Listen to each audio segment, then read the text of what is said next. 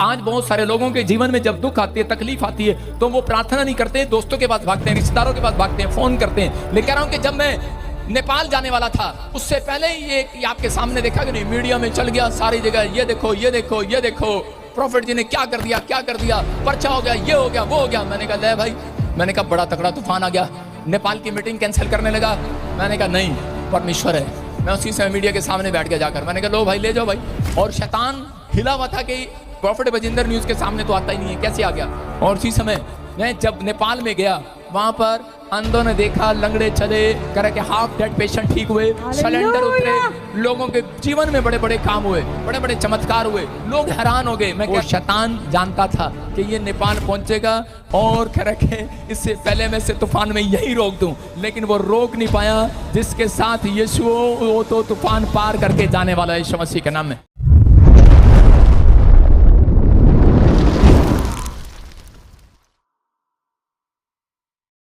आज हर व्यक्ति का सवाल है ये कि मेरी लाइफ में ये दुख तकलीफ क्यों आई है। आप नहीं जानते हैं कि किसी की ग्रोथ करने से पहले उसके ऊपर परमेश्वर तूफान भेजता है। समझ रहे हैं? परमेश्वर किसी को ग्रोथ करने से पहले, किसी की प्रमोशन करने से पहले, बड़े लेवल पर ले जाने से पहले उसके पास तूफान भेजता है। और जब वो तूफान में अगर वो संभल जाता है तो उसी समय परमेश्वर उस व्यक्ति की ग्रोथ करना स्टार्ट करता है, रातों रात में ग्रोथ करना स्टार्ट करता है। मैंने बताया चाइनीज पेड़ है, एक बूम पेड़ है, वो उसको जब पैदा करते हैं तो किसान तो उसको 5 साल तक पानी देता रहता है, सिर्फ वो 5 फुट की हाइट पर ही टिका रहता है।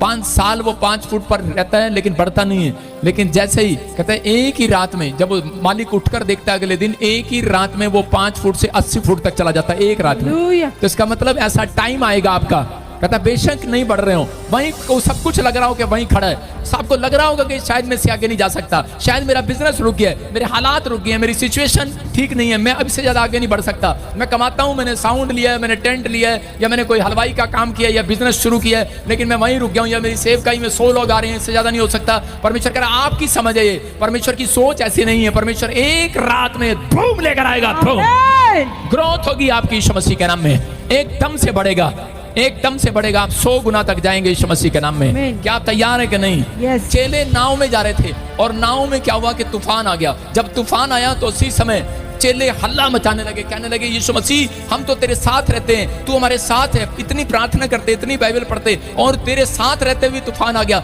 और तू हमारी सुन नहीं रहा। और यीशु मसीह सो रहा था।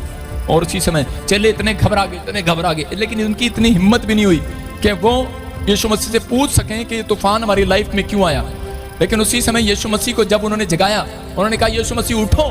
यीशु मसीह ने कहा अरे, कह रहा जागने का टाइम तुम्हारा है तूफान में, मेरा नहीं है, मेरा टाइम सोने का है। कहता कि तुम्हें जगाना चाहिए, तुम्हें प्रार्थना करनी चाहिए। लेकिन उस समय में कहता वो क्या कर रहे थे, हल्ला मचा रहे थे। आज बहुत सारे लोगों के जीवन में जब दुख आती है, तकलीफ आती है, तो वो प्रार्थना नहीं करते, दोस्तों के पास भागते हैं, रिश्तेदारों के पास भागते हैं, फोन करते हैं। लेकिन आज चाहे कुछ भी हो, लेकिन उसी समय घुटने टेको और प्रार्थना करो। परमेश्वर का आत्मा कहता है वो तूफान शांत होगा। और लेकिन अगर जब शांत होगा, जो तूफान आपने पैसे से शांत कराया, जो तूफान आपने अपने रिश्तेदारों को कहकर या किसी सिफारिश से शांत कराया, तो परमेश्वर का आत्मा कहता है वो तूफान फिर आ सकता है। लेकिन अगर आपने घुटने टेक कर प्रार्थना की है, तूफान शांत कराया, तो उसके बाद एक बड़ी प्रमोशन आती है यीशु मसीह के नाम में। एक बड़ी प्रमोशन आएगी, बड़ी गवाही आएगी आपकी यीशु मसीह के नाम में। एक तूफान के बाद कहता है कि एक तरक्की जरूर आती है यीशु मसीह के नाम में। लेकिन कब? कहता है प्रार्थना के बाद। और उस समय में जब उन्होंने यीशु मसीह को उठाया और यीशु मसीह उठा और उसने तूफान को डांट तो दिया, लेकिन उसी समय चेलों को डांट लगाई थी। उनको कहा था, कह रहा कि तुम अल्प विश्वासियों,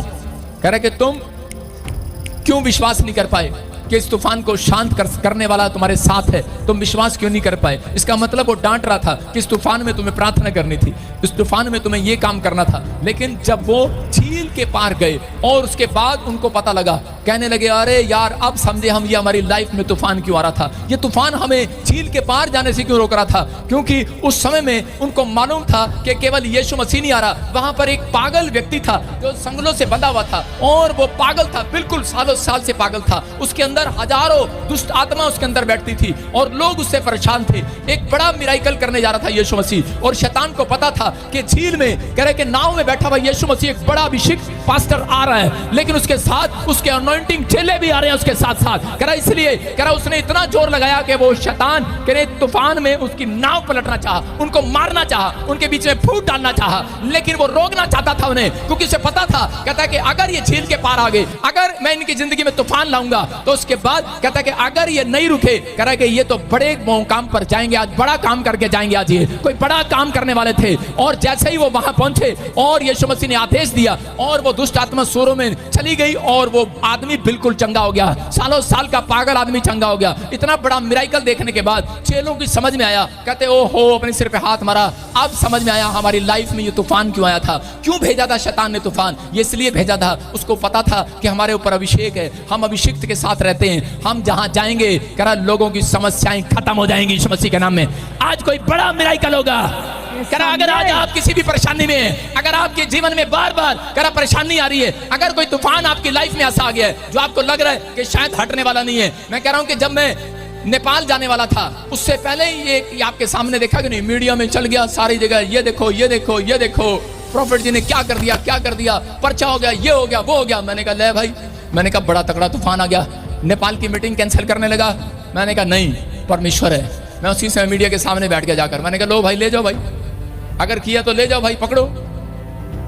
और शैतान हिला हुआ था कि प्रॉफिट बजिंदर न्यूज के सामने तो आता ही नहीं है, कैसे आ गया, लेकिन मुझे मालूम है तूफान को कैसे शांत करते हैं। और उसी समय मैं जब नेपाल में गया, वहां पर अंधों ने देखा, लंगड़े चले, कह रहे कि हाफ डेड पेशेंट ठीक हुए, सिलेंडर उतरे, लोगों के जीवन में बड़े बड़े काम हुए, बड़े बड़े चमत्कार हुए, लोग हैरान हो गए। मैं कह रहा हूं कि नेपाल में लाखों लोगों को आशीष मिली। इसका मतलब कि परमेश्वर वो शैतान जानता था कि ये नेपाल पहुंचेगा और कह रहे कि इससे पहले मैं से तूफान में यही रोक दूं, लेकिन वो रोक नहीं पाया। जिसके साथ यीशु वो तो तूफान पार करके जाने वाला है यीशु मसीह के नाम में। आपकी समझ में आ रहा है कि नहीं? मैं कह रहा हूं बेशक आपकी लाइफ में कोई तूफान आ रहा है, परमेश्वर उस व्यक्ति को, मैंने बताया कि कभी बड़ा पास्टर नहीं बनाते जो डरपोक होता है। परमेश्वर बड़ा बिजनेस उस व्यक्ति को कभी नहीं देता जो मसीह में आने के बाद डरपोक है। जो कह रहा कि मसीह में आने के बाद दिलेरी का आत्मा जिसके अंदर है, परमेश्वर उसे बड़ा बिजनेसमैन बनाने जा रहे हैं आज रात यीशु मसीह के नाम में। क्योंकि आज कह रहा वो लोग अपनी लाइफ में सक्सेसफुल होंगे, लेकिन बहुत सारे लोग जो हैं तूफान से डर जाते हैं, तूफान से डर जाते हैं। शैतान हमले करता है, लेकिन बहुत सारे लोगों को नहीं मालूम, छोटी छोटी गलतियां कराता है, छोटे छोटे पाप कराएगा, क्योंकि उसको मालूम है मसीह लोगों को कहता अगर गिराना है तो वो बड़ा पाप कभी नहीं करते, छोटा पाप जरूर करते हैं। उनको बड़ा पाप का पता ही नहीं होता, बड़े पाप का पता है लेकिन छोटे छोटे पापों की नॉलेज नहीं होती उनको। इसलिए वो बड़े पाप आपसे नहीं कराता, क्योंकि आपको पता है बड़ा पाप कौन सा है, शराब पीना, व्यभिचार करना, ये करना वो करना। लेकिन कह रहे छोटी छोटी गलतियां कराता है, शैतान को मालूम है। हम पढ़ते हैं श्रेष्ठ गीत, उसका पहला चैप्टर उसका 5, हम देखें क्या लिखा। हाँ हाँ, श्रेष्ठ गीत उसका 1:5 में लिखा, हे यरूशलेम की पुत्रियों, मैं काली तो हूँ परंतु सुंदर हूँ। बस बोला ये क्या हुआ? अरे ऋतु तू क्या हंस रही है? सारे हालेलुया। आपकी समझ में आ रहा कि नहीं? कह रहे ये पादी साहब कैसा वचन ले आया आज? हे यरूशलेम की पुत्रियों, मैं काली तो, सारे बोलो मैं काली तो हूं पर फिर भी सुंदर हूं, क्योंकि मैं मेकअप करके आई हूं आज। बुरा नहीं, आपकी समझ में आया कि नहीं? कह रहे कि यहां पर कहते हैं सुलेमान के पर्दों के तुल्य हूं। इसका मतलब यहां पर यरूशलेम की जो औरतें हैं, यरूशलेम के औरतों को, बेटियों को, उनको क्या बता रहा है? उनको ये बता रहा है कि अपने अंदर एक हौसला रखो। कहते हैं तुम जैसे भी हो, लेकिन तुम परमेश्वर की नजर में सुंदर हो यीशु मसीह के नाम में। परमेश्वर की नजर में बहुत सुंदर हो, चाहे कितने भी आप निकम्मे हो, चाहे आप काम करने में काम चोर हो, लेकिन आपके जीवन में कोई आशीष ना खुल रही हो, लेकिन आपके पास कोई बिजनेस ना चल रहा हो, आपके हालात कैसे भी हो, लेकिन परमेश्वर कह रहा है, बेशक कह रहे हो कि तो काला है, बेकार है, कुछ नहीं कर सकता, बर्बाद हो जाएगा, कुछ नहीं है इसकी लाइफ में, लेकिन परमेश्वर का आत्मा कह रहा है तुम बहुत सुंदर हो। हालेलुया, तुम बहुत सुंदर हो, बहुत कुछ कर सकते हो अपनी लाइफ में। लेकिन कब? कहता है कि इसलिए, कहता है ये बातों का ध्यान रखना है। लेकिन परमेश्वर इस वचन से इसको इस तरीके से समझा रहा था, लेकिन यहाँ पर शैतान जो है इस वचन का गलत इस्तेमाल करके लोगों से बात करता है। कहता है तू तो काली है, तू तो काली है, और वो उसी समय जलन हो जाती है। जब उसके साथ सुंदर सी लेडीज बैठती है, उसको जलन हो जाती है। मैं कह रहा हूं, आपने देखा कभी काली को सुंदर वाली उसकी सहेली होती है? कभी वो अपने पति के पास ले जाएगी उसे? अरे गलती से भी नहीं ले जाएगी। उसको मालूम है कि उसका पति उसको देखता रहेगा, लेकिन कहते ये कह रहे कि आज बहुत सारे लोगों के अंदर जलन है। आपकी समझ में आया कि नहीं? कहता है कि बात लेडीज की नहीं है, बात उस बात की है। कहता है कि आज हो सकता है आपका बच्चा टैलेंटेड ना हो, आप टैलेंटेड ना हो, लेकिन आपके साथ में एक पड़ोस में रहता हो, वो टैलेंटेड हो, सुंदर हो, लेकिन आपको जलन हो जाएगी। शैतान ने एक जलन का हथियार लोगों के जीवन में रखा है कि जब आप जलन करते हैं तब परमेश्वर आपके लिए स्वर्ग बंद कर देता है। सुन रहे हैं कि नहीं? बहुत सारे लोगों के लिए आज भी कहते हैं, बहुत सारे लोगों को क्वेश्चन है कि परमेश्वर मेरी लाइफ में मेरे लिए कोई आंसर क्यों नहीं आ रहा। कहते हैं जब आप जलन करते हैं, आज बहुत बार हम लोग जब जलन करते हैं तो हमारे लिए आकाश बंद हो जाता है। अगर आपको आज आकाश खुलवाना है तो छोटी छोटी गलतियों को पकड़ लेना है। आप ऊंट को पकड़ना जानते हैं, आप हाथी को भी पकड़ना जानते हैं, लेकिन मच्छर को कहते हैं कि आप करके पकड़ लेते हैं कि नहीं? आप उस हाथी को पकड़ नहीं पाते, ऊंट को पकड़ नहीं पाते, लेकिन मच्छर को आप पकड़ लेते हैं, हाथ से भी पकड़ लेते हैं। पकड़ा जाता है कि नहीं मच्छर? कहता है छोटी छोटी गलतियां, कहता है अगर आज आपने पकड़ ली, मैं कह रहा हूं कि आज के बाद परमेश्वर आपके लिए स्वर्ग खोलने वाला यीशु मसीह के नाम में।